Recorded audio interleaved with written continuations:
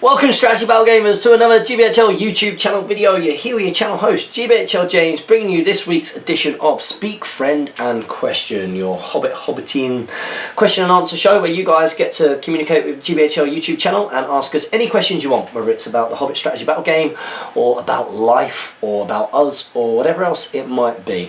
Now this is a very special Speak, Friend and Question for me personally, because it's probably going to be the last one that I do for a very long time. I'm glad I put the for a very long time on at the end there. You know, I love doing Speak, Friend and Question, but of course I get married next weekend, so it's very unlikely that Jamie and I are going to be able to get together this next week. We've been unable to get together this week, which is a little bit of a shame. We wanted to finish off the Free People's Week content that we did. We have so far with that managed to do the High Elves, and we've also managed to do the Heroes of Lothlorien and Mirkwood and the Warriors of Lothlorien and Mirkwood. So what's probably likely going to happen is, because I'm going to be away for a little while, I have managed to upload that content ready for release on the channel, and then it might be that you get the second half that week at another point, because of course with me being away there is going to be probably going to be less content. You know, it's just one of those facts of life, unless of course Jamie or Tom and Damien decide to really sort of to work hard at getting some stuff up there really. So probably it's going to be a little bit less content over that time. I do know that I do create a lot of the content, not all of it is an equal thing, but you know what I mean. So yeah, this is probably going to be the last Speak, Friend and Question before my wedding, and then of course I'm on honeymoon, so I'm not now going to be back to do a Speak, Friend and Question until July. So best of luck to Jamie, and hopefully some of you guys out there, you might want to feature with Jamie and maybe get in a Speak, Friend and Question with Jamie. You know, have a little word with him. Same with battle reports as well. Contact him over that period of time, and if he can meet up with you to film some stuff, then that would be great. So I'm sure you all won't miss me too much. But this is going to be probably my last Speak, Friend and Question. So I'm going to get stuck straight into it. So as always, this is a talk show, and because it's a talk show, I don't expect you to be sat there looking at me in my cellar. I think it would be much better for you to get all your paints out and try and get through that painting backlog, because I know that all of us have got a painting backlog. I certainly have got a huge painting backlog. So yeah, get your paints out, guys. We're going to start off this week's edition of Speak, Friend and Question with Jack Hale. Jack Hale has put, "Hi guys, do you think Denethor is worth it for only 30 points, but with the possibility that he might start trying to burn his soldiers on a funeral pyre if he fails a courage test?" Okay, well Denethor is very, very cheap, and I actually think he's pretty good for his points. 30 points, and 30 points gives you a fight 5. Yep, so he's fight 5, he's strength 4, he's defense 5, which isn't too bad really. It means that a lot of things are going to need 5s to wound him rather than 4s if he was less. He's got 2 attacks, which means he can probably hold his own. He's got 2 wounds. He's courage 5, so he's a reasonably high courage. He's the same courage as elves.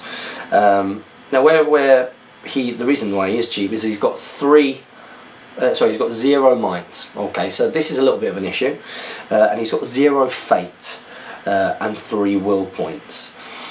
So the fact that he's got 3 will points and he's courage 5 means that the special rule Broken Mind, which means that at the start of every turn before players roll for priority, the good player must take a courage test for Denethor. If the test is passed, all is fine. If the test is failed, Denethor is controlled by the evil player for this turn. The only difference between Denethor and the other evil models is that good models cannot target Denethor with missile fire, magical powers that cause damage, and cannot strike blows against him if they defeat him in a fight. Now that sounds pretty awful. Oh, what if he fails his courage test and goes in? Well, with 3 will and courage 5, you can pretty much make sure that that doesn't happen that often. You know, even if you double 1 it on the first time that you do it, you could use all 3 will if you want. But then again, he's not going to cause a huge amount of damage. He's got 2 attacks, strength 4. You know, he might kill one of your warriors maybe, if he's lucky, or if you're unlucky, I should say.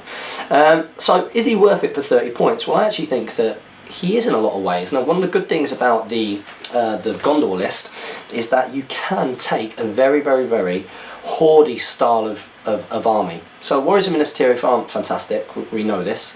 The one strength that they do have is that they are defense 6, so that's really the strength of a Warrior of Minas Tirith, is that you pay for the shield, or you should be paying for the shield, and you can get them up to defense 6. The additional, that on its own obviously isn't great, because a lot of evil armies have got lots of strength 4 to counter that, and there's a reasonable amount of strength 4 elsewhere, as well, with dwarves and such, and obviously heroes can get through that no problem at all. But where that can then become really tough to break down can be if you're taking cheap heroes like your Beragons, your Damrods, your Denethors, where you can really spam a huge amount of troops, of defense 6 troops, because of the cheapness. Alternatively, you can go the other way as well, because you've got cheap heroes. It means that you can also afford to bring some of the more elites, like your Fountain Court Guard and your Citadel Guard. But I think at 30 points, he is actually a bit of a steal. Fight 5 is pretty good. It's a pretty good thing to have in there. And for 30 points, I actually think that he's worth it. He will go down quickly. He's only got 2 wounds. People will need 5s. You want to protect him with, make sure that he maybe does have a bit of a bodyguard. Keep him around Fountain Court. But I do think he's worth it. And the first, I have to say though, the first time that I did see Denethor in action was in the real early days of learning to play Hobbit strategy battle game, and that was when me and Steve Crow first met, and we used to meet up at the Scout Hut with Hushut's Blessing and Nighty Night from the forums, and we used to play games, for 8 hours and stuff as we learned to try and play the game. And I do remember Steve bringing his Fountain Court Guard for the first time, and he brought Denethor, and Denethor killed 2 Fountain Court Guard. So I guess there is a little bit of a risk, but for 30 points I think he's definitely worth it. And like I say, he does enable you to hoard out if you bring him with other heroes, or bring big heroes as well, because he's cheap. 30 points is nothing. So thank you very much for your question, Jack Hale. Next up we've got Akathon39. He's put, that accidental mug review was definitely a close call. We must be more careful in the future. I agree. Very soon. I don't know if you guys heard, but a very special thing happened to me last week. Well, not this Friday, the Friday before. I think it was the Friday before. I got a tea toast. I know, it was by far the greatest moment of my life, and you will get to see a video of my reaction of getting the tea toast very soon. So something for you to look forward to, something a little bit silly. You put, I also feel that one day some sort of sketch will find itself into Speak Fan in Question and into every other show of the channel. Well, the sketches are good fun. I love the way how they've come out from absolutely nothing. There was no intention for there to be a sketch at the start of the Palantir in the early days. I think it literally was that everybody sort of assuming that Tom was going to be underneath the cover. Me and Damien had a little bit of a chat, and I was like, wouldn't it be dead funny if someone else was? And fair play to him, top secret. I don't think he even told Tom. He went away and he filmed that sketch, and that was brilliant. And it's still to this day one of my favourite sketches, because I didn't expect there to be a sketch, and it was pretty hilarious. So yeah, well done, Damien. You put question number 1. How did the guys 7 Stones double tournament go for the both of you? I expect we'd have seen some kind of coverage here on the channel, but how did you find it? Also, will you or the Palantir do a tournament review for it? Well, I'm going to send a message to Jamie, because of course we're probably not going to meet up, and I think it is important that we both do a tournament review. I don't think Jamie likes doing the tournament reviews on his own. I think he prefers it when we're together, and I can understand that. But we're probably not going to get together to do that, so I actually think that I will film a tournament review separate. I started to film one the other day actually, and then Jane came in. I was like, turn it off quick. I think I was supposed to be doing the washing up or something, so I was like, or some wedding stuff. So yeah, I think there will be a tournament review, but yeah, I can tell you a little bit how that went, and I'll be happy to as well. So let's start off with Jamie. Jamie and his partner James Braund. Their theme was Double Dragon, and if you've not heard of Double Dragon, it is most definitely not a cult, and they put a huge amount of effort into making these weird sort of priest-like costumes, and a book that had it was like a Bible of sorts that had in-game objectives that they set themselves, which is pretty tough and challenging by the looks of it actually. And they had these big sticks and things and hoods, and they had stitched in 2 dragons as a logo. And they went through a reasonable amount of effort, and they were awarded by it. I think they won half of the fancy dress prize, which was well deserved, because they did put quite a bit of effort into it. And yeah, they did not do very well at all. I understand that they had some really, really bad luck as well. I think there was a game where they didn't roll a single 6 throughout, and they very, very, very nearly came last. So, well played to Team Double Dragon. For myself, I actually fancy dressed and went as Ale the Young. So if you check out the Great British Hobbit League Facebook group, which I recommend that you all do, it's a great discussion forum, with always loads going on there. If you go on there, there are some pictures from the event, and you will see that I turned up as Ale the Young, and what that actually meant was that I wasn't wearing a lot at all. So I had like I wasn't wearing anything apart from a nappy, which is like a sheet wrapped around. I had a dummy hanging from my neck as like an amulet. See, Ale the Young. And then I had blonde hair extensions underneath like a Viking helmet, and went as Ale the Young. And I won the other half of the fancy dress competition for the most fabulous looking player. So I have to say, considering I wasn't wearing anything on that Saturday, I was boiling hot. And there's a weird phenomenon that only occurs to me in wargaming, and I think this should be a discussion point for the Palantir, because it has blown my mind for a long period of time. As all of you, or some of you might be aware, I'm a personal trainer, and a lot of my job involves running around, taking classes, keeping fit, doing my own fitness. And whenever I do this, like, yeah, I'll sweat and things like that. But clients of mine have commented on time how I always smell very nice, because I'm always using deodorant, I've got aftershave on, and I never really sense a sort of pong. But I have to say, in a wargaming hall, it just stood there. My armpits are saturated. And even the other day, I didn't even have a t-shirt on. Usually there was this big swell of sweat patch underneath.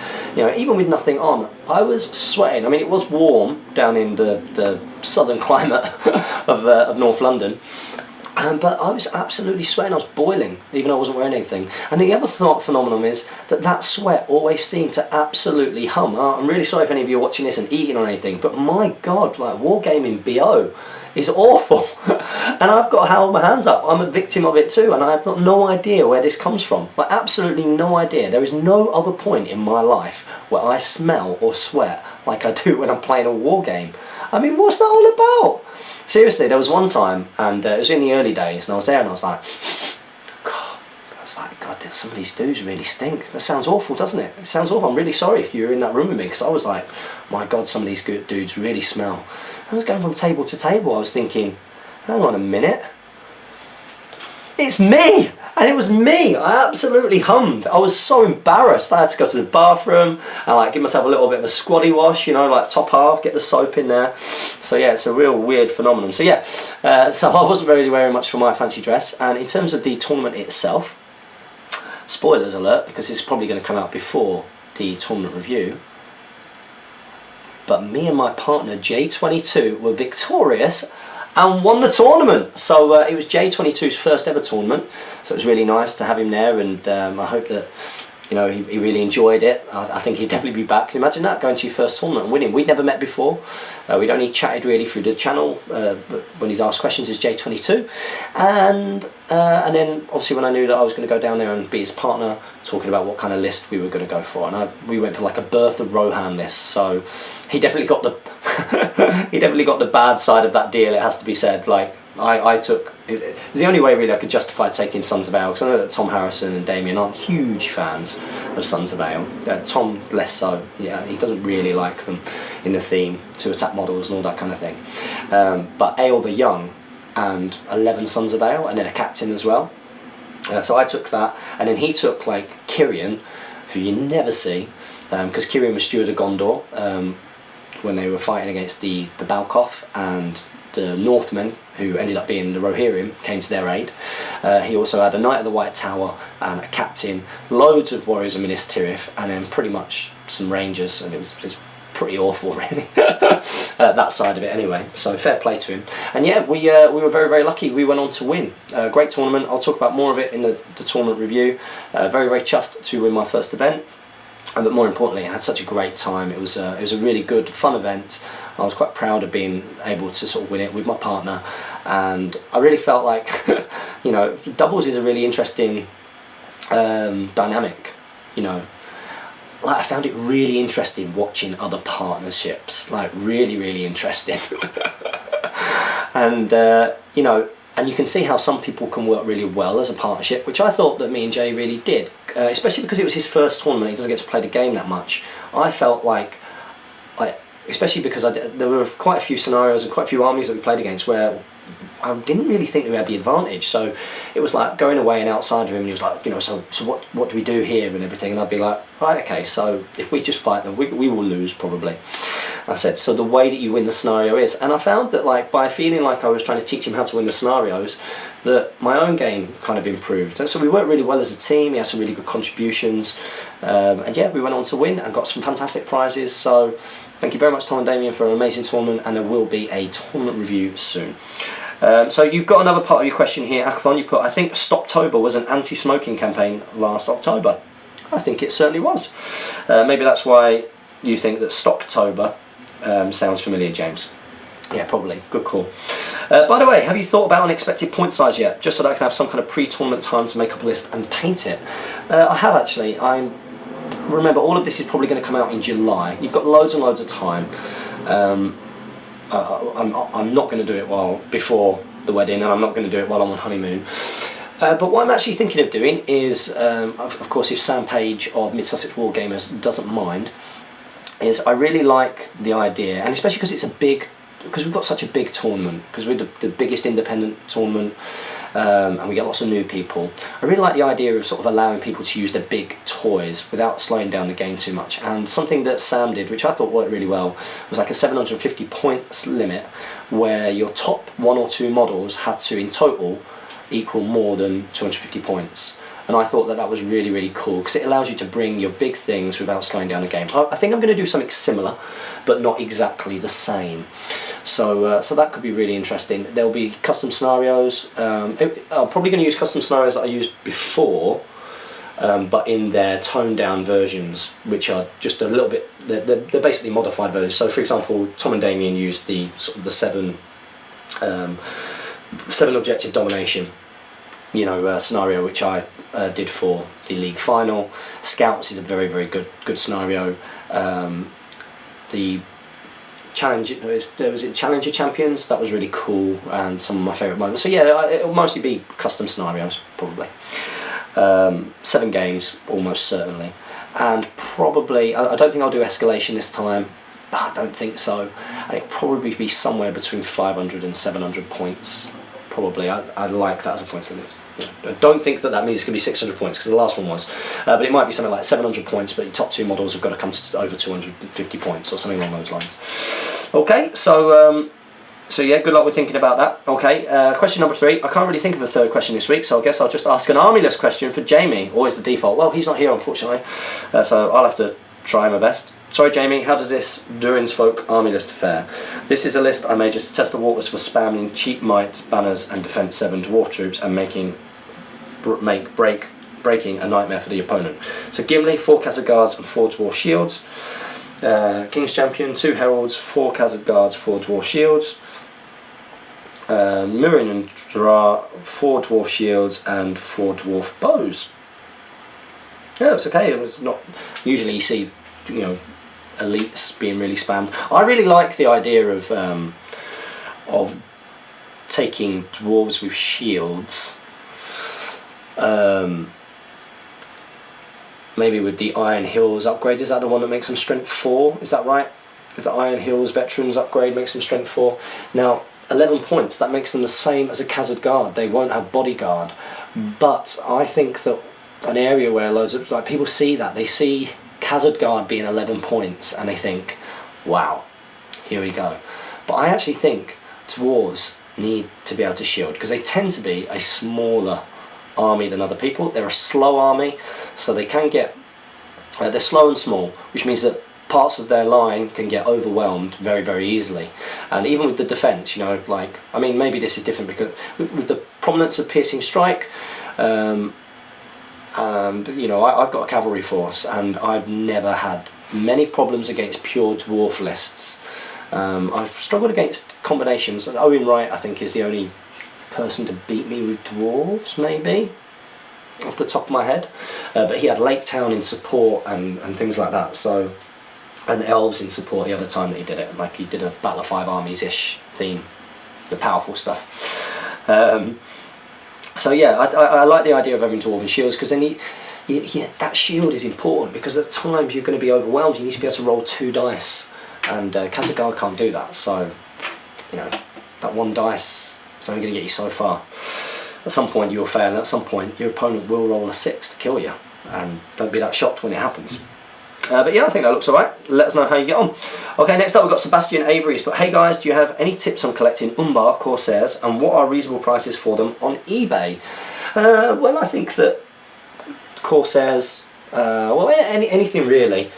I personally, and this is only my opinion, all of this is only my opinion, of course, don't get offended with anything that I say, or if you disagree, don't get too militant about anything, but I always aim to pay less than 50% of the retail price, or the original retail price. That's always my thing, and it's the same when I sell. Like, I think a few people were inquiring about some of my spare Royal Guard the other day, and they were like, "Are they really good prices?" It's like, well, I'm never going to become a millionaire from doing it. I'm not here to rob anybody. About 50% of retail plus postage is probably about right.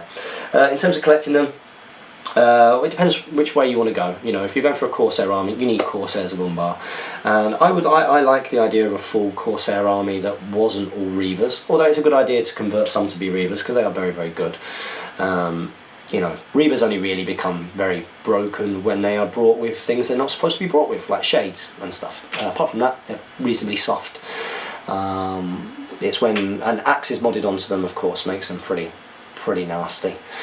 So yeah, maybe just go and get yourself some plastic Reavers.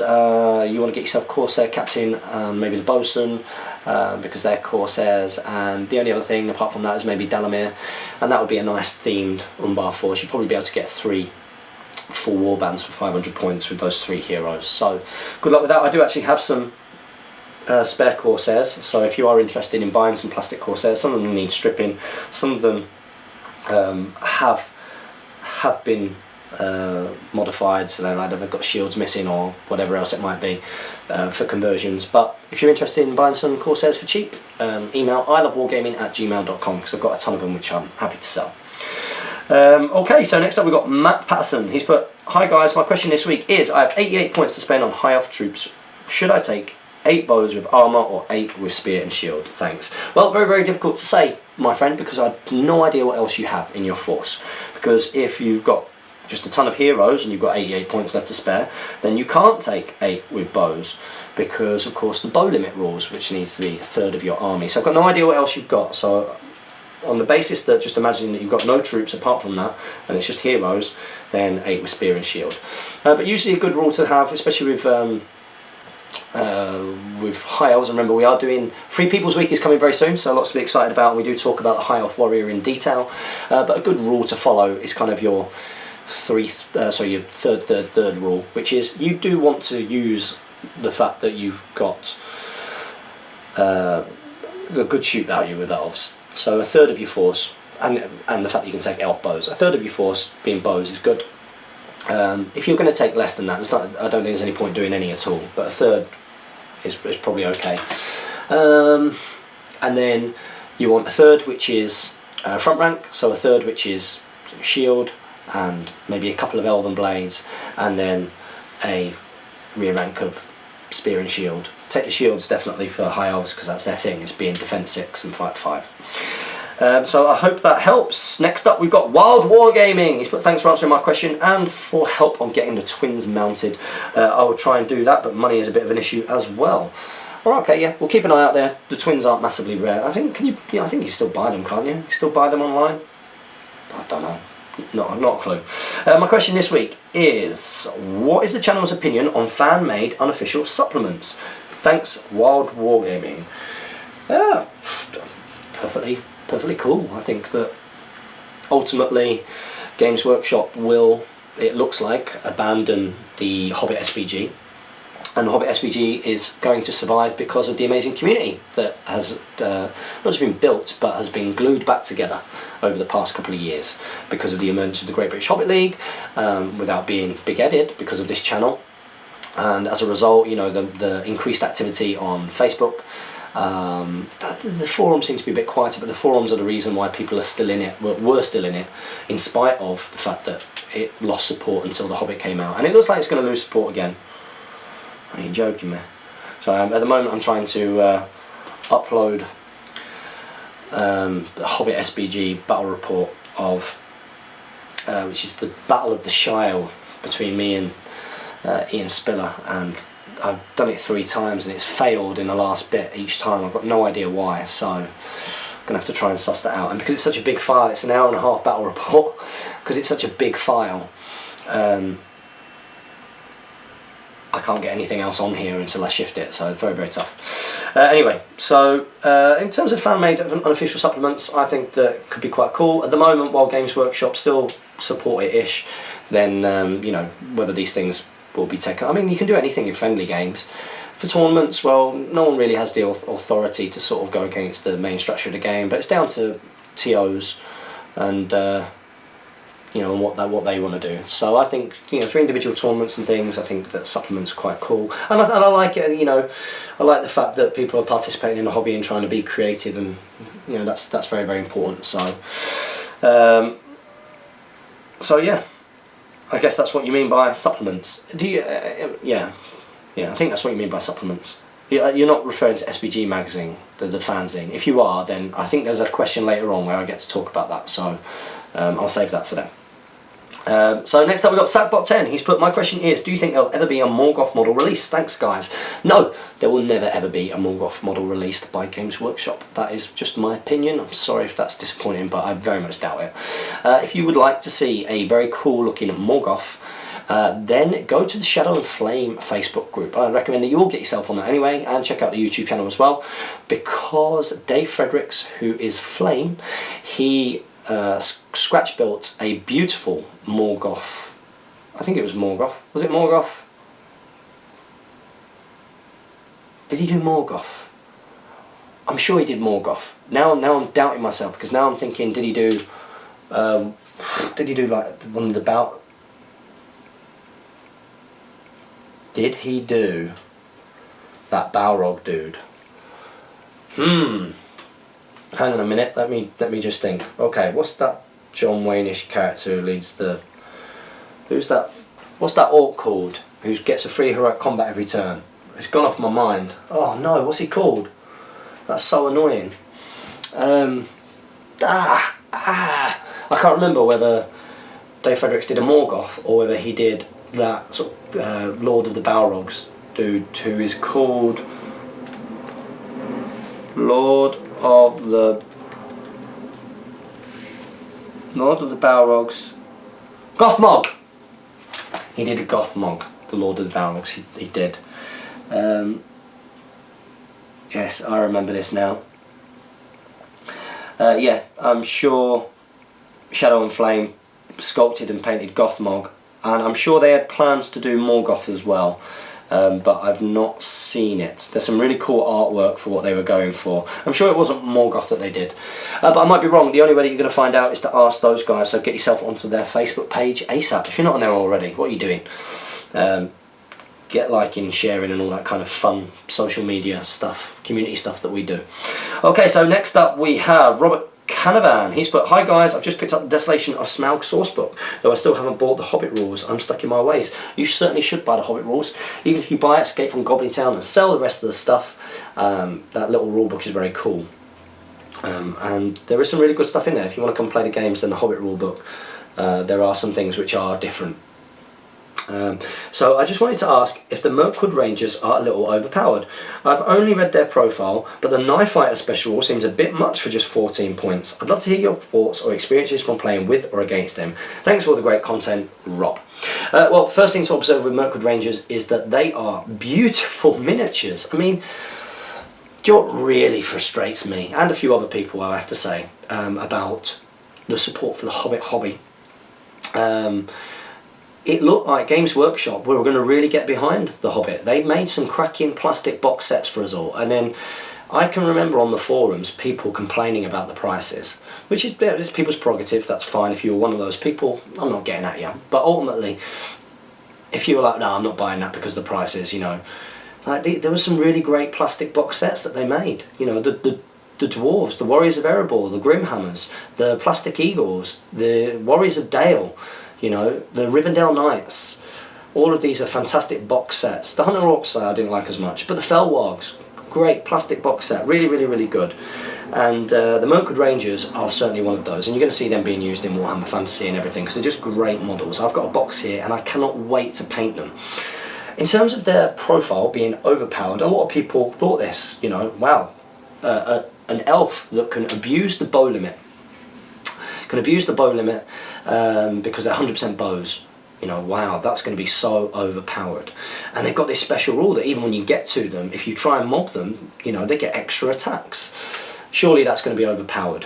The reason why it's not overpowered is the fact that they have to take an elven cloak. I'm pretty sure every single experienced player, pretty much 99% of an experienced player would say that they would prefer not to have that elven cloak there. If the elven cloak wasn't there, which usually costs 5 points, and they were 9 points, then yes, I think that they would be incredibly popular and very, very powerful, a very powerful force in tournaments. But the fact that they're 14 points, well, you've got to think, okay, let's have a little look at the basic Wood Elf Warrior. The basic Wood Elf Warrior is 7 points. You know, even with having to adhere to the third of your force having bow limit, I'm pretty sure most people would prefer to take old Mirkwood elves rather than the new Mirkwood Wood Elves, just because, you know, you're limited with how many you can take. Now, they suffer from, so if you're going to take a force of them, yep, they've got 100% bows, they're going to do really, really well at the range game. But because of the way that the Hobbit scenarios work in the new scenarios, effectively, they, you know, with 1 to 3 meaning that you have to start in the middle, and volley fire not being there, and all of these other kind of things, it means that bow firing armies aren't, you know, can be at a severe disadvantage just by the scenario and how they have to set up as a result. Very, very, very much so. So, you know, you're not going to get that sort of line right at the back fire, because the warbands might have to deploy in different places, so you're not getting that same kind of game. And when people get to them, and especially, you know, with the emergence of brutal power attacks with monsters hurling, they are going to get smashed. And people know, you know, sometimes they forget, but people know that really, to beat these elves, you don't gang up on them if you've got a lower fight value. If you've got a lower fight value, it's not worth ganging up on, because then they're more likely to roll a 6. So you get multiple attack things onto them.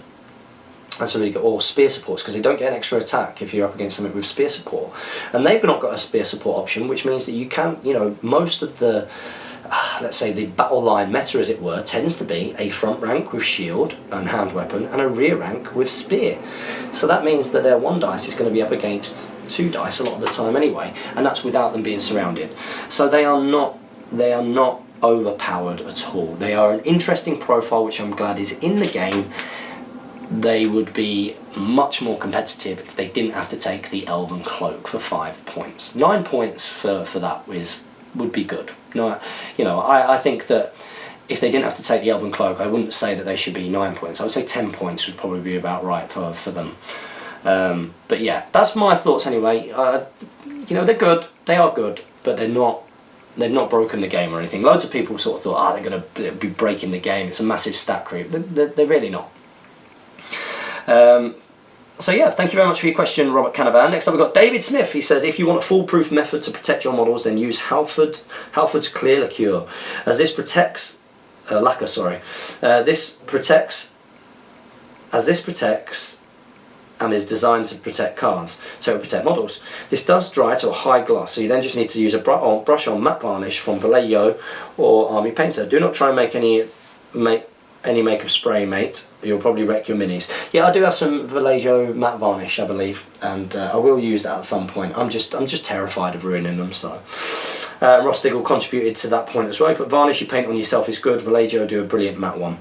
Yeah, and in terms of how you paint, I've heard that people have said that, you know, if you paint it on, you've got to be really quick, because what you don't want is it starts to dry and you get brush marks coming through.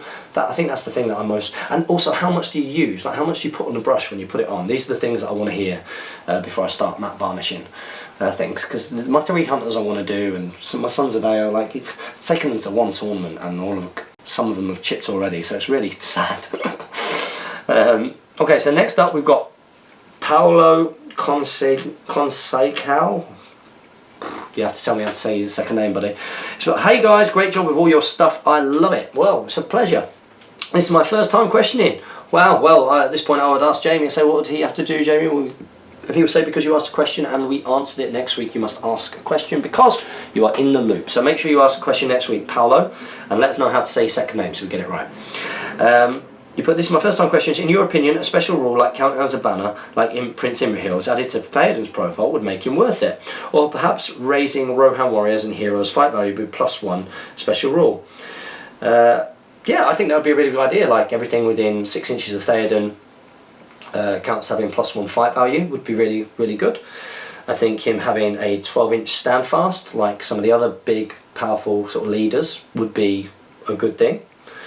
And counting as a banner would be all right as well. I think any of those things would make him worth it at 90 points. I think. And you put, what would you add to the Theodred profile to make him more playable? Thanks in advance. I think if Theodred, because Theodred's got no fate, but he's got no fate, but he's got 2 wounds. Let's have a little look here. I do like the Theodred profile. It's just that there's no point taking him compared to some of the other things. So Theodred, fight 5, strength 4, defense 6, but he can take a shield, so he can go up to defense 7. So that's a good thing. And in fact, he's 5 fast. That's good. 2 attacks. You know, it's not the worst thing in the world. 2 wounds, courage 5. They're all right. He's got 3 might, 3 will, 0 fate. I think the way that you make him worth it is and make him a really fun profile to use as well, is if you give him 3 wounds, like Boromir of Gondor. So if you have 3 wounds, even with the 0 fate, if you have 3 wounds, then I think I might consider taking this guy. That'd be my idea for Theodred. Comment below if you agree, but I think that'd be a really good way of making him a viable profile. Is because he can go to defense 7 with 3 wounds. He's not going to go down easy. He's still going to go down 0 fate and 3 wounds, like Boromir of Gondor. That, boom, is my solution for Theodred. Okay. Thank you very much for your question and contribution, Paolo. Looking forward to having you in Speak Friendly Question every week. So next up we've got 19 Mark F91. He's put, hey guys, what do you think is the most unseen, unused troop and hero in SBG? This is not including siege weapons. Happy strategy battle gaming. Unseen and unused troops. Blackroot Vale. I've just picked this up, so never see Blackroot Vale. Somebody said the other day you never see the Dol Guldur upgrade to orcs from the you know, with the is it the Necromancer can do to them or whatever it is. What else do you not see much? You do see a fair bit of Rohan. Even stuff that you don't get. Blackroot Vale archers you never see. You do see some of these things from fiefdoms. You do see a lot of these things from... Don't see much Kyrian, as he said. Well, mind you, he's a hero. In terms of troops, what else don't you see much, troops-wise?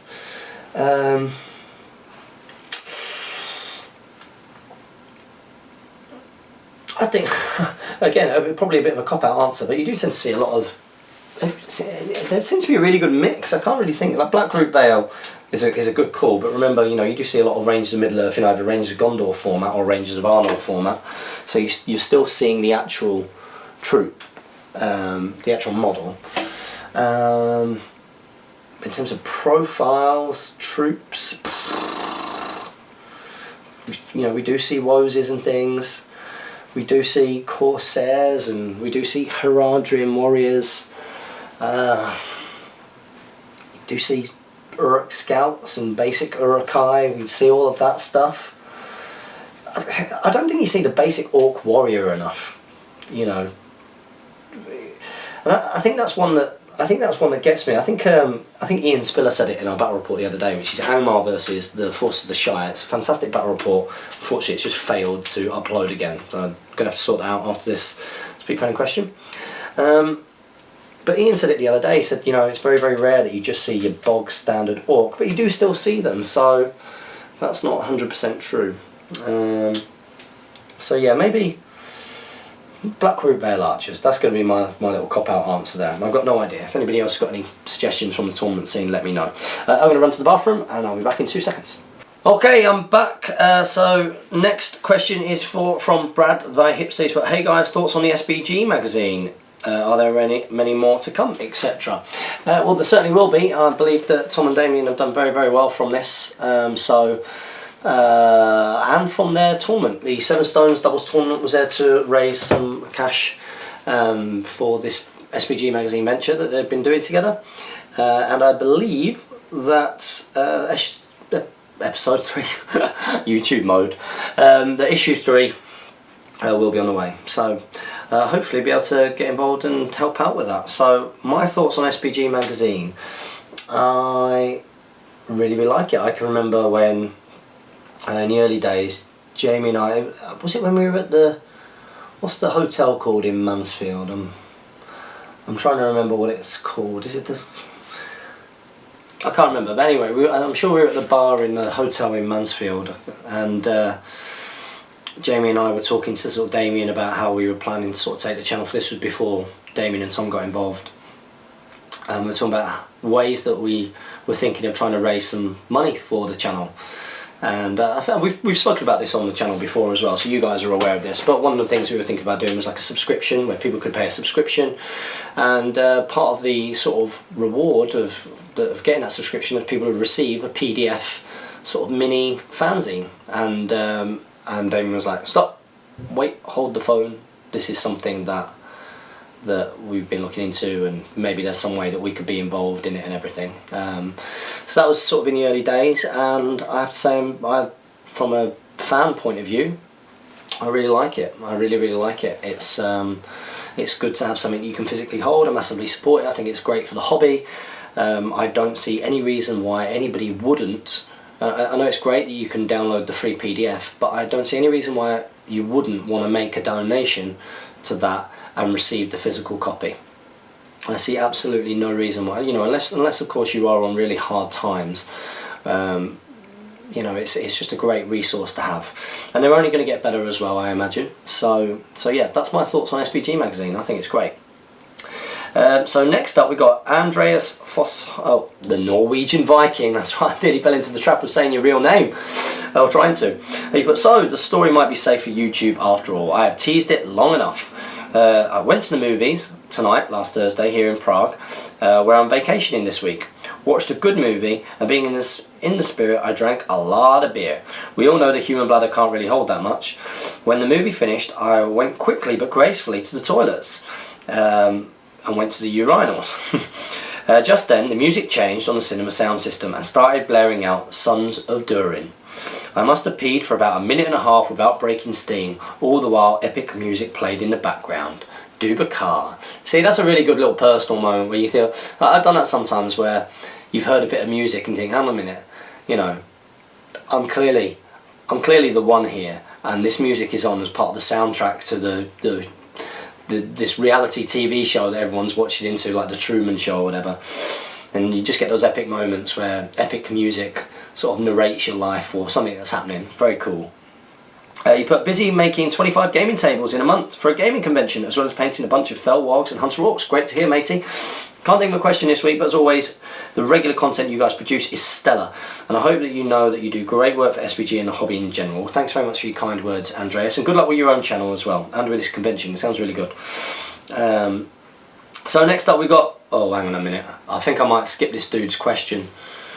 Quinn the James Slayer, as if. Duggan. James, if you tried to beat me, you would die before your stroke even fell. Another list. Mwahaha. Any of these could kick Rohirrim bum. I don't think so, Quinn Duggan. 750 points. Undying on Fell Beast. Best named race with Galadriel knocking around. 5 Morannon Orcs with shield. 4 Morannon Orcs with shield and spear. 1 Morannon Orc with banner, shield and spear. You got Shaman with 5 Morannon Orcs with shield, 5 Morannon Orcs with shield and spear. Taskmaster 5 Morannon, yep, with banner, same again. Kardush 5 Morannon Orcs with shield, 5 Morannon Orcs with shield and spear, 2 Mordor Orcs, or 1 banner, add 1 Orc and give the Fell Beast armour. Or no Mordor Orcs and add in Gollum. Or lose Kardush in his warband, -1 banner, and add a shade and a barrow white. That last option sounds like the nastiest of those, Quinn. Next up we got Hajman. Thanks guys for answering my question, and thank you as well for messaging me. I know I've been pretty poor on the response, obviously a lot going on at the moment with the wedding, and I believe that you're based in Australia, so your very, very kind offer might be quite difficult logistically and might not work out, you know, to send stuff over and then to have it sent back and stuff like that. But really, really appreciate it, and I'll have a little think about it when I get back from the wedding. You put, in regards to supporting the GBHL with painting models in return for promotional space, I'm overloaded with work and I've hit critical mass with my current customer base, so promotional space isn't something I'm after. Well, that is great news. That's always really good to hear. As someone who's self-employed, I know how difficult it is, you know, running your own business, and especially trying to create business. So if you're at that point of critical mass, that's really, really good. I guess your next phase now is trying to find someone who can come into the business with you, who you can teach to paint to a similar kind of level you use. Maybe he's an alright painter already, but you can just get to that slightly better level, and then they feel like they owe you something as well, and they do some of the commission painting work for you. That's the next step for you, it looks like. But I am after, however, something isn't something I'm after. However, I would love to paint up a warband or something for the channel as a gift to help grow the Hobbit hobby and a way to say thank you for the work you do. Give me a short list of ideas or projects. If you provide the models, I'll put in the work in my spare time, a very precious resource, and I'll happily do my bit towards growing the Hobbit hobby. Hey, listen, you don't have to do that. It's very, very kind of you. I'll have a little look, because I'm not one to refuse free services. And there's plenty here that, you know, I could send to you to do, to be honest. But I think the whole sort of posting out to Australia and you having to post back and things like that might be tough. But we can have a see. We'll have a think. If we can do something, that'd be great. And you know, you might not be doing it for promotional space, but you would get that anyway. I know that's not the reason why you would do it, but that's going to happen. That's going to happen. So you put, I'll get in touch with you on Facebook by private message, which you've done, and I've not responded. Sorry about that, but here's my response. And direct you towards my commission page, which I've liked. I recommend everybody go and check that out. And portfolio to verify that I'm indeed a commission painter, not some guy asking you to send models on a false pretense. Oh, this community, there's a lot of trust in this community, and over the years I've acquired a certain set of skills. So if anybody did mess me about, I would find you, I would kill you. So the reason why I have not name dropped my commission business page on here is because I don't want there to be any assumptions that I'm doing this for any other than my love for the Hobbit hobby. I don't need to plug, but I feel that I need to contribute to the growth of our great hobby. Sorry it's a bit long, Jamie. Talk soon, Hajman. Hey, listen, not too long at all, and really, really appreciate the sentiment. And yeah, if there's something that you can do for us, then I'm sure we'll work something out. I'll probably talk to you in July when I get back from my honeymoon. So next up we've got Yam Cider. He's put, my question this week is, why do you think GW started using resin models? I just had the pleasure of prepping my first resin model, and I had to say at the list, I think I prefer plastic. It was a good pain clipping all the little bits, and lots of weapons were bent. Thank you, and keep up the good work. Because it's cheap. Resin is cheaper, I believe, than metal, and resin's there not to replace plastic, but to replace metal models, I believe. So that's why they sort of went the resin route, and yet they charge more for it.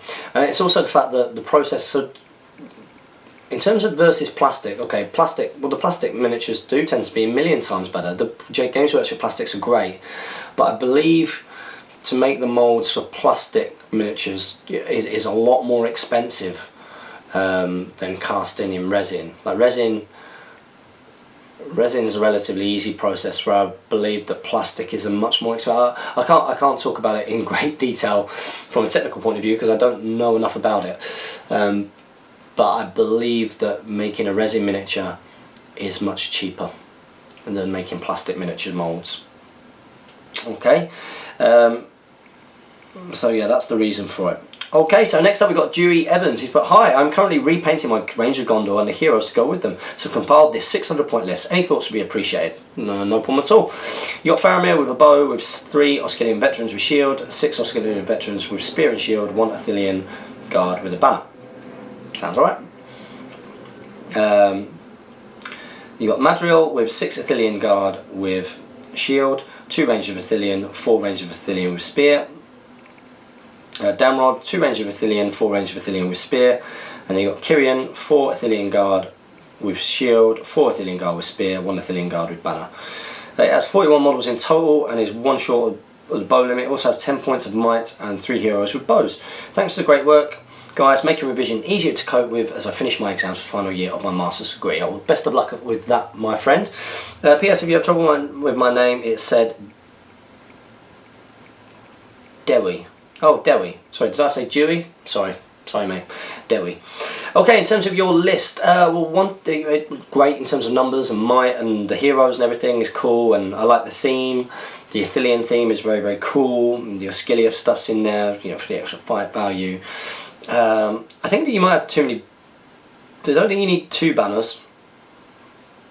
Well, I think 1 banner would probably be enough. And also think about your warband composition. You know, think about, because I think that you're mismatched with your, and it might just be because of the models you've got, but you're mismatched between what will be your front rank and your rear rank. So let's say, for example, you've got a warband of 12, then your front rank's probably going to be 6 models, and your rear rank's probably going to be 6 models, and your rear rank is the ones with the spear support. And I think, just as a quick glance, and again, it might just be because of the models you've got, but let's have a little look at Madril's warband. You've got 6 Athelian Guard with shield, so undoubtedly they're going to be your front rank, yeah? But then below them, you've got 2 range of Athelian and only 4 range of Athelian with spear. So it'd be great if you could try and get 6 range of Athelian with spear. That would be a good way to go. It's the same with Faramir's one. You've got 3 Osgilian vets with shield and 6 Osgilian veterans with spear and shield. And I would say that, again, it's worth thinking, right, okay, what's my front rank, what's my rear rank? And making sure that your rear rank, you've got enough models to support your front rank. Which would be a good idea. So that would be my main bit of advice there. Just try and make sure that you've matched it up so you've got the proper amount of front rank and rear rank things. But apart from that, it looks like a really good sort of themed list, and a lot of models at 600 points. Okay, next up we've got Zarfai Engel. He's been out of the loop for some weeks now. That evil real life came and took my time, but now I'm finally caught up. Well, great to hear that, matey. So, simple rules question this time around the loop. Will every model in a fight fall over when you hurl someone into it? Cheers and keep up the great content. I believe with hurl, and maybe with Sorcerer's Blast as well, but I'll have to check. But it's only the models that it passes through, so you don't hit the combat, you hit the individual model. Sorcerer's Blast might be different, because that might have come up in a game versus James Braund once, but I believe with hurl it is only the model. So if you hurl something into an enemy model that is in combat with one of your models, you will knock it down or kill it. That's you can do that. I don't think it knocks down both off the top of my head. I'm about 90% certain that I'm right. so yeah, but it is all in the rule book, so go and check that out. Next up we've got Quinn the James Slayer Duggan. Guess what? Another 750 point list. Also, Jamie, if you have to read this or the other one, just look at my name. LOL. So you got Thranduil, King of the Mirkwood Realm, with 6 Mirkwood Elves with shield. 2 with shield and glaive, and 4 with bow and glaive. So it looks good. Tariel with the same. Legos Prince of Mirkwood with the same, and Alfred. Now, who gets the horse elk? Thranduil or Leggy? I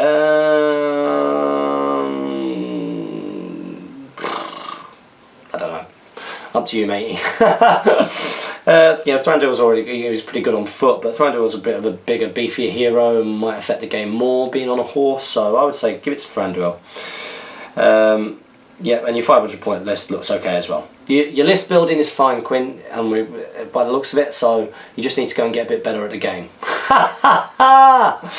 Okay, you thought also, how do you think I should paint these guys? Like Damien's, the films, or green on the outside of the cloaks and dark greenish blue on the inside with silver armour? Do whatever you want. I really like the look of them in the films, and I like the look of Damien's and the one that Steve Crow's have done and stuff, so I would probably say that autumnal look is better, but it's completely up to you. You've also put Quinn from Quinn Duggan, James Slayer Duggan. Quick question: how do you keep the dust off your miniatures before you paint them? I will wash my miniatures before I paint them, especially metal models. So it's always a good idea. Yeah, so just wash them with soapy water and you'll be fine. And then you made up another 750 point list with Thorin, and it looks fine. Looks fine. Your list building is fine, Quinn. So next up we've got Dreadnought 369. Thanks for answering my question. Can't wait for the battle companies. Anyway, my question this week is, who is the best player you have played against and the best army you have played against? Thanks, guys. Ooh, that is tough. That is really, really, really tough. Well, I played against some great players. I mean, you know, there are some dudes at the top of the Great British Hobbit League who are phenomenal players that I've played against. You know, and I've played against them all, and you know, I've held my own sometimes and been smashed other times. So I play. I guess if you're going to say who, you know, Ed Ball is the champion, or you know, of last year and the year before, I think. So Ed Ball was the champion for those 2 years. So with that in mind, you would say that, you know, he would be the best player in a lot of ways. But I'm not sure. You know, I'm not sure any of the top guys are really like that much standouty better. I've not come across anybody who I've thought he is completely standout brilliant compared to someone else. Because there's just a lot of really, really good players. So the tough games that I've had, you know, I played against Damien. Damien's a very, very good player. Tough to play. Tom Harrison is a very, very good player. Jamie Giblin is a very, very good player. Callum Eden's very, very good player. Ed Ball, very good player. And I'm going to say people here, and I'm going to miss some people out, and I'm really sorry. It doesn't mean I don't think you're a good player. But I have played against all of those guys, and I've won games and I've lost games. There are some people who've got a great record against me. So Owen Wright, I found him a real challenge to play against. He's a very good player. Seems to sort of get how to beat me pretty easily. Mind you, I played him when I was a bit greener than I am now. But yeah, he was a very good player. So yeah, there's some great players out there, which I've got a privilege. But in terms of a standout player, no offence to anybody, but I just think that the standard is pretty good across the board at the top. No one really sort of stands out. You know, things that might stand out are the forces that they bring. You know, so you're playing against Ed's Fell Beast is a very, very, very, very, very tough game because of the combination of Ed being very good with that force. Works very well. You know, and same with Damien with Saruman and the Ferals, and you know, all of these kind of things. So yeah, that's my opinion. Hard to pick out a best player. All very, very good. Next up we've got Mason O'Neill. But question for this week is, how do you rate Farmer Maggot and his dogs? I'm still not 100% sold on him yet, so I thought I'd ask your opinions on him. He has courage 5, so he can be good for the end game when you're broken. His dog has 8-inch movement, which is handy for making ground. But is he worth 50 points? I think so. I mean, when are you going to see Farmer Maggot? You're going to see Farmer Maggot when someone is taking a nice Shire force, you know. So I think, you know, he's well worth his point. You got 4 models for 50 points. That's how you got to think of it. You know, his dogs can be annoying, trap things, do things, be useful in getting objectives or working towards objectives in games. So yeah, I think he's worth it. That's my personal opinion. So next up we've got David Reed. At some point I might have to run off and get the charger because battery's going down really. Oh no, it's not going down. I thought it said 9 minutes. It says 39 minutes. Sorry, no, we've got loads of time. So next up we've got David Reed, our friend from Stirling Shire. He's put, I'm aiming to get the cand painted up so I can claim my free ticket to DOS Stocktober 15. Sounds like that one's a popular one. Maybe we'll use that. I'll need to add in some Easterlings unless the points are very small, since all the Candish horsemen have bows and the army only has a 33% bow limit, unlike those filthy Rohan armies. Is it not any FAQ that Easterlings are 50% bow limits? Just out of interest, just might be worth going and checking that out. I seem to have that in the top of my head somewhere. Worth checking. Played 1 game so far with Canned Mordor Alliance. They die in droves but are fun to use and managed to get the win in Recon. Well, good stuff. Looking forward to that, David Reed. I hope you well. Next up we've got Matthew Ridley. But hey guys, I was wondering if friendly models benefit from a heroic move called by someone wearing the One Ring. I always thought with me you need line of sight, and the rule state the model is invisible. Cheers. Well, I've not got a rule book down here with me. Is it that the models need to have line of sight of the guy calling heroic move, or vice versa? And I would still say that they've got line of sight, because you've got line of sight to the model, and the model is the base. The profile might become invisible, but then again, yeah. But then if you go down that route, then you would start saying things like, well, elven cloaks, you know. So a model that is, and mind you, then it's beyond 6 inches, so that doesn't really matter. Okay, that's that little example destroyed. I honestly, I have no idea. The best place to go and post that would probably be going onto the Great British Hobbit League Facebook group. There's tons of guys there. But I personally would say yes, they could still benefit from it, unless there's anything where it says that they can't. Next up we've got Dewi Evans, and he's put another question, so good that you're getting them in there. You put, this may lead on from my previous question if it's already been read. If not, it will make sense later. Do Osgiliath veterans get a +1 fight value from both Boromir and Faramir if they are in range, or is it just a single fight value? I believe it's the single fight value. I'm sure it's worded and it says it's pretty clear in the book. Let's have a little look. Because I'm sure it says or. I'm sure it says Faramir, Boromir, or both. I'm sure. Osgiliath veterans. So long as an Osgiliath veteran is within 6 inches of either Boromir or Faramir or both, he receives a +1. So you only get a +1 fight value for that, whether you're in range of one of them or two of them. And you put, also Boromir has the banner of Minas Tirith. Does this increase his fight value? Again, yes, it certainly does. So they can go up to fight 5, which is really, really handy. Because that is cumulative with other bonuses, which I believe it says at the bottom of his rule about the banner of Minas Tirith. Note that this bonus is cumulative with other fight value bonuses. So there you go. These are my first questions, and I'll try and stay in the loop. Make sure you do, Dewi. So next up we've got Thomas Donahue. He's put, greetings Melin, thanks for the advice about the Goblin Town Army the other week. Got my question in too late last week. It was funny, you were talking about spoilers in Vikings. I read something recently which mentioned one of the Vikings, and I was cheesed off until I realised I couldn't really get annoyed about spoilers from 1,200 years ago. That's true, history's history. It's the drama stuff that's key.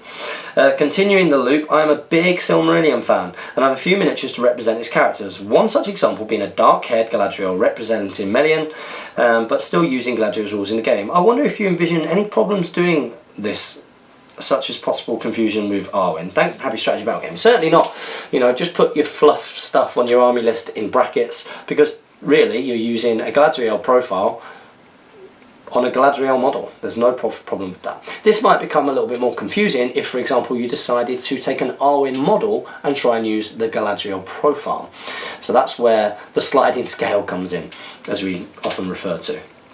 But your example is absolutely fine. Thanks and happy strategy about gaming. Well, thank you, buddy. Next up we've got Kurt Leach. He's put, can you command someone to dismount their mount?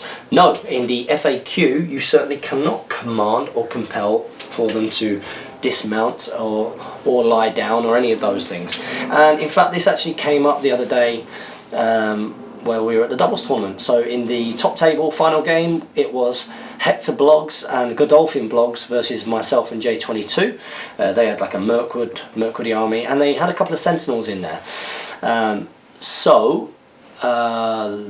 They tried to Eldemar Madrigal, I believe that's how Jamie says it. God, it's so hot when he says it. Jamie is no hotter than when he's saying, you know, talking in Elvish. So yeah, I believe that they tried to do that and try and dismount one of my heroes, and I was like, I'm not sure whether you can do that. Worth checking with the TO. So Damien came over and he explained that in the FAQ, like the rules errata and FAQ, that command and compel had been FAQ to say that you could not get a model to lie down or dismount or all of those things, and as such he applied the same ruling to the song, because it just doesn't feel right that you can do that really. So no, I would say no, you can't do that. But thank you very much for your question. Lots of rules questions this week. I hope I hope there aren't a bunch of you out there who actually know all of the rules, who are sat there shaking your head going, this James is useless. He still thinks that strength 5 wounds defense 8's on 5s.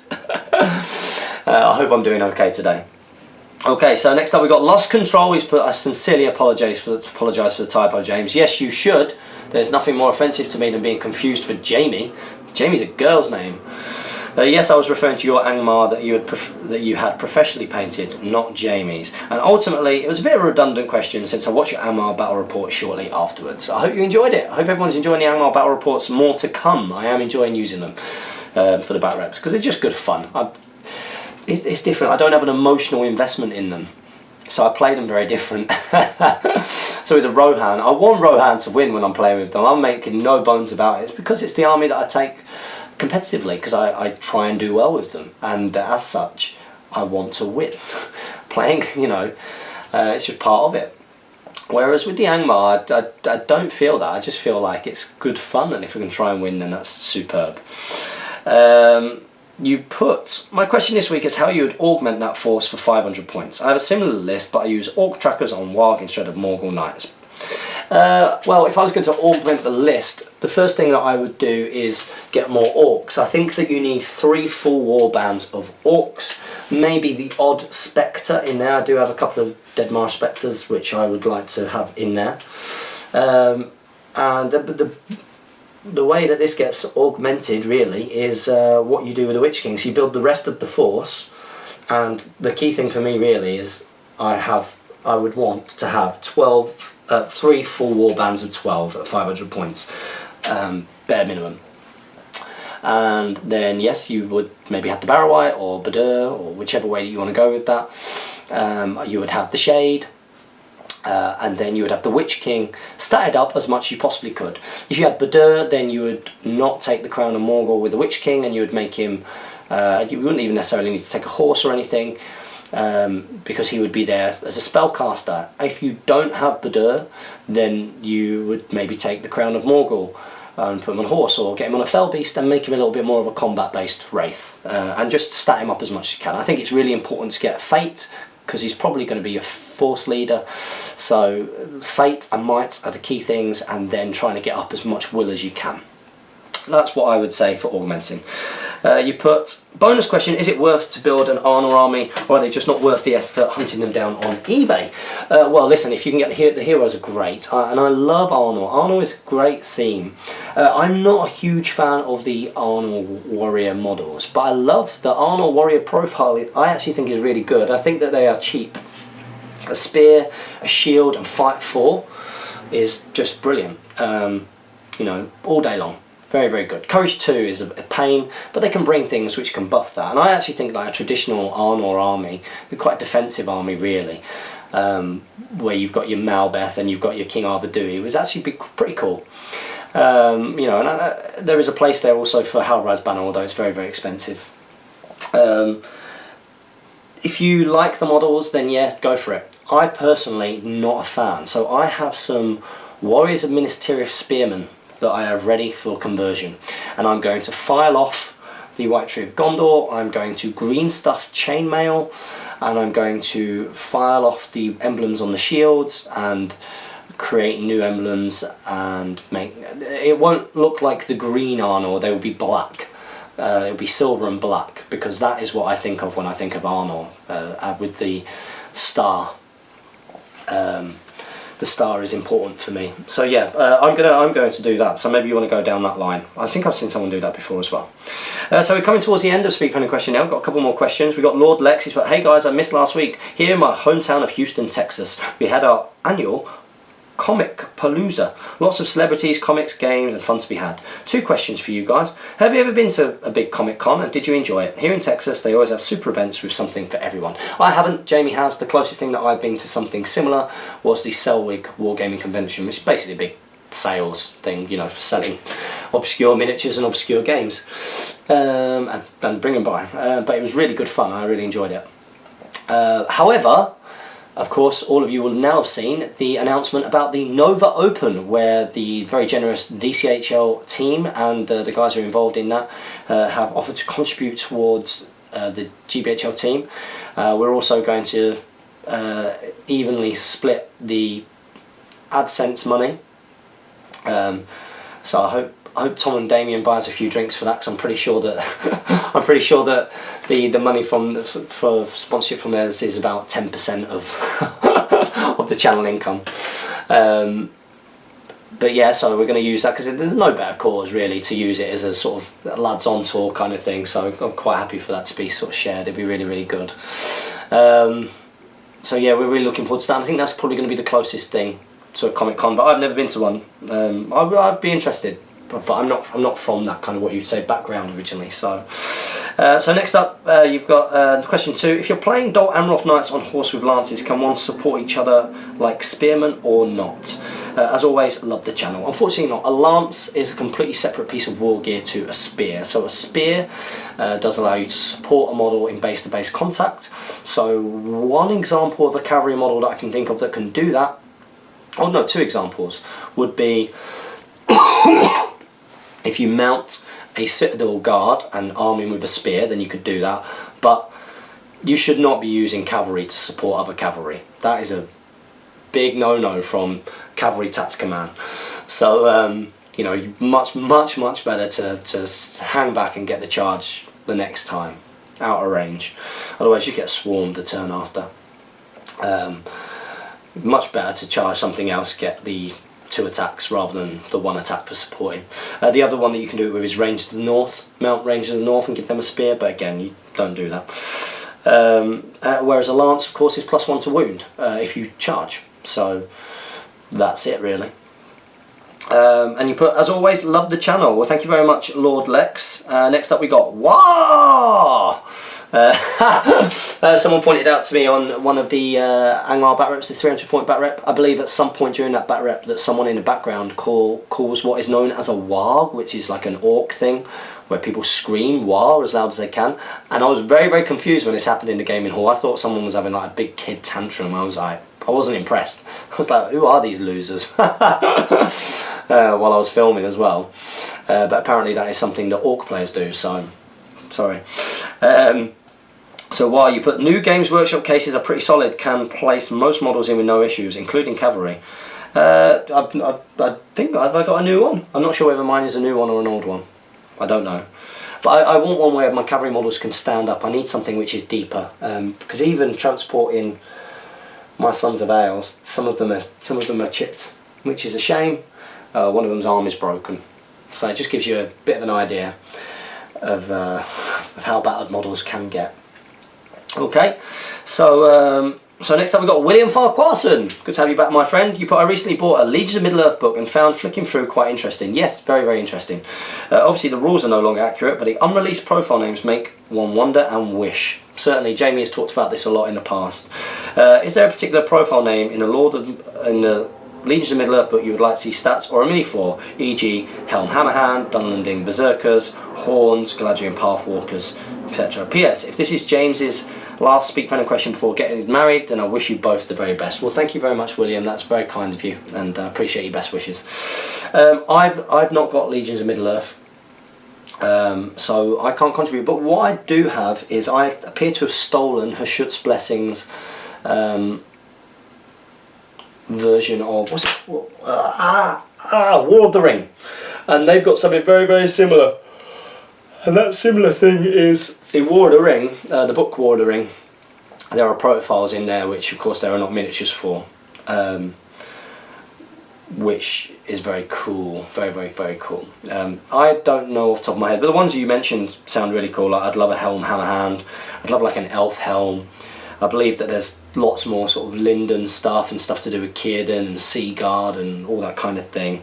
Of course, anything that's to do with Rohan, that's not there, I would like. So if somebody who's got Legion of Middle-earth, maybe tell me some of these troop types, because maybe list them. List them. If someone could do that for me in the next Speak Fan question, that would be great. Just list all of the profiles. So next up we've got J22. It's my doubles partner. Good to hear from you, Jay. I hope you enjoyed your first ever tournament, and I hope you enjoyed coming away from it with a victory. So well done. You put, hey James and Jamie, just wanted to say that though the majority of you have had a bad experience with GBHL dice, I can only say good things about them so far. They wouldn't stop rolling sixes, haha. So go out and grab them. This is true, actually.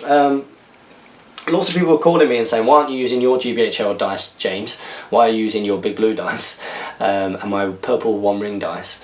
But it was because my partner was using his GBHL dice, and he was doing really well with them, actually. He bought them on the second day. His rolling on the first day was awful. Jay, what was going on? We had this one... Well, I'll talk about it in the tournament review. I don't want this to become tournament review. But yeah, GBHL dice. You should get them anyway. They're cool. Cool to have a GBHL dice with logo on. You put, James, how good's are the Sons of Ale? Well, what's really interesting, Jay, is that although the Sons of Ale were the show of our force, really, that people were worried about the Sons and so they become target priority. They go down, and it's painful when they do, because 22 points is a lot to lose, and losing a horse from one of them is sickening. But if you think about all of our games, what did we lose the most of? We lost mostly Sons of Ale. That's because your opponent is terrified of them a lot of the time. The charge of Sons of Ale is pretty devastating. Especially if you can get that double charge off. So you get in the first time, you've got a hero, heroic combats, you get more in, and then if you can win priority or the roll off, which it inevitably becomes the charge after, and then charge again while you're in close combat and counter charge with what's on the outside, then it's pretty devastating if you can make that happen. But the reason why we won all of the games that we did in terms of the scenarios was the other half of the force, and this is something that J22 and I had discussed before, which was, it looked like it was a sort of rules pack that sometimes apart from Lords of Battle of course, but numbers and speed would be good for, and his side of it won us those games. His side won us Reconnoiter. You could make an argument that the Sons of Ale the Young as well, who was our leader, could just get off the board, so we denied them those VPs. But and you could argue that, of course, our enemies were focused on the Sons of Ale, and therefore they didn't focus on everything else. But Hold Ground, Reconnoiter, all of these ones, Domination even, the reason why we won was because of the basic Ministerial Warrior. We lost hardly any of them. I think the most models we lost in a game was maybe 10 or 11 models. So yeah, pretty special stuff. So thanks, Jay. Look forward to catching up with you in the future. Next up we got Ryan Shady Shaw. Not heard from you from a while, pal. I hope you're okay. You put, haven't been active for about 3 or 4 weeks now, my bad, but this is where I can announce that the hobby has now kind of died for me. So every now and again you'll see me pop up to see what's new and how things are, but besides that I think I'm done with the game. It was good meeting you guys and chatting, and wish everyone the best. Remember, support your Hobbit hobby. Ryan Shaw. Why are you doing this, pal? Why would you give up the hobby? I don't understand. Do you know, that's something I don't understand either. And this isn't me calling you, but if there is no need to sort of give up the hobby, you can not do it for a while. We've all been there. That happened to me, but I would never say that I gave up the hobby. You can go through phases where you play games and where you don't play games, but to make a conscious decision to completely not do it is an interesting one. But that'd be a big shame, Ryan, because I really enjoyed meeting you at Stockport, and I was hoping that we would see each other again, and so I could rap battle you to death back in down in October. So with Mr. Al Wood. So it'd be really, really cool if you could sort of stay in the loop, as it were, and keep in touch. But I understand if you don't. So thanks for letting us know anyway. It would have been a bit worrying if we hadn't heard from you for ages, and then just presumed that you died or something. But luckily I've got you on Facebook. I thought if I was going to comment on a status of yours the other day, when you put up how many years it had been since the Marshall Mathers LP. For those of you who don't know, Ryan Shady Shaw is a big Slim Shady fan, big Eminem fan, and I was as well when I was growing up, and it made me realise when you said, did you say it was like 14 years ago? And I was like, hang on a minute, that can't be right. And I realised that, all my days, like I would have been 13, 14. I had that album, and I loved it, and I could rap to it all. So yeah. Anyway, Ryan, keep in touch, pal, alright? And you stay safe. Next up we've got Craig Bass or Bass, who still hasn't told us which way he would like it said. You put, who is your favourite Hobbit to use in game and why? Favourite Hobbit to use, well, what have I used? I guess I can only say Merry because of the Rohan connection. But I'm a big fan of Samwise the Brave. Bilbo, actually, Bilbo. But I've not really used Hobbits that much. But I'm a big fan of Bilbo. I think Bilbo's cool. New Bilbo's very cool, and yeah, big fan of that, and a big fan of the character of Samwise and Merry and Pippin. Very cool. Ever since the doubles, I really want to put together a defensive Minas Tirith with Gandalf the White and Pippin and just loads of warriors in Minas Tirith, and use the bowman. I've just bought 3 warbands worth of Gondor. So yeah, and obviously I've got Imrahil and things, so I could really do like a Pelennor Fields with my Rohan and Imrahil and Gondor, and yeah, So in terms of hobbits, I think maybe Merry, Pippin, Bilbo, who knows, I've not really used much.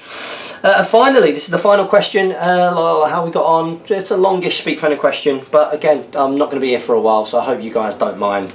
You know, I'm sure you don't mind. I will miss you all. Make sure you really engage with the channel over that period of time, and really nag the other guys to produce loads and loads of content for you. I'm going to try and stack some things up before I go. So yeah, keep an eye out for that.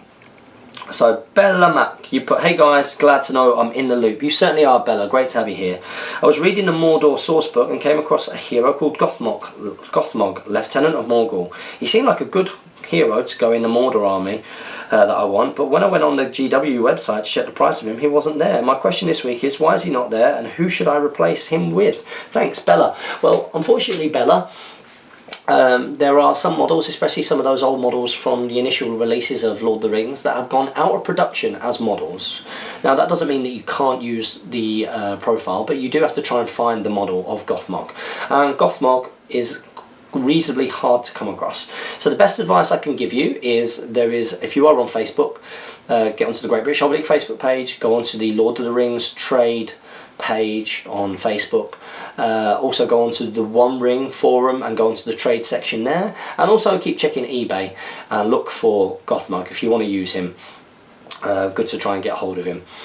Don't give up and use something else. Try and find him. Okay, so yeah, that is our final question. Guys, I am going to miss you all very, very much. It might be a little bit weird because there are going to be some videos that come out after Speak Friendly Question which have me in it, but what you're asking questions for the next episode of Speak Friendly Question. Remember, I will be married, so the questions that you leave below will be read for the next Speak Friendly Question, and that Speak Friendly Question, which is on Sunday the 7th of June, I will be married by that point. Whether there will be a Speak Friendly Question on that day, I'm not too sure, because of course Jamie is coming up to York to the wedding, so it'd be nice to see him there. Be nice also if some of the other Hobbit guys are down. I did put an open invite in there, so hopefully see some of those guys there, although I know some of you have decided to bin me off and our friendship and go to the Riddles in Wood house in Mansfield instead, which is a tournament, so screw you guys. So anyway guys, yep, that is me, and I will be back in over a month, so do continue please to comment, like, share and subscribe to support your Hobbit hobby. Follow us on Facebook and on Twitter, and as ever, from a soon to be married GBHL James, happy strategy battle gaming.